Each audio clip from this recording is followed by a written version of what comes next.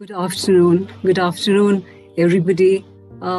Sharing the stage today on behalf of the student community gives me very little to ask for myself.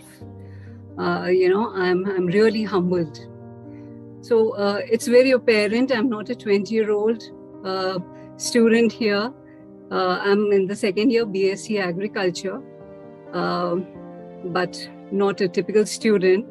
I am returning to the campus 25 years after I finished my formal education. That was post-graduation and management. So this actually would help to put in perspective, to make a superset where I could represent the experiences of all the other students who've been part of this coaching journey. At the outset, I'd like to, it's very apparent actually, that the mental and the emotional overload we are subject to these days, especially the youngsters, is incapacitating. And at this point of time, the weeding out of these stunting factors becomes very imperative and, nurturing the growth ones. So I would relate to coaching process as weeding out of these factors and nurturing the growth ones. At the outset of my journey at Shoolini, I had these three big fearsome words to handle. There was a feeling of guilt, there was a feeling of doubt, there was a feeling of fear. Coming back at the age of 50, leaving my family behind. So the first one was, am I right? What if I'm not? My family was extremely supportive, but that only seemed to amplify the guilt. My son was with his 12th boards, my daughter with her 8 boards, my husband with a very demanding career. I was not there for them. Was I justified? Then I had this fear. What if I fail?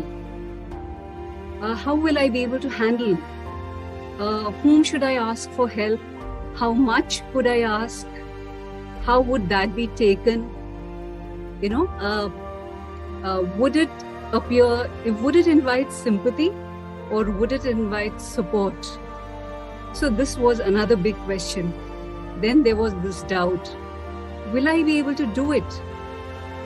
I really wanted to do it, but that was not enough. Did I have the skills?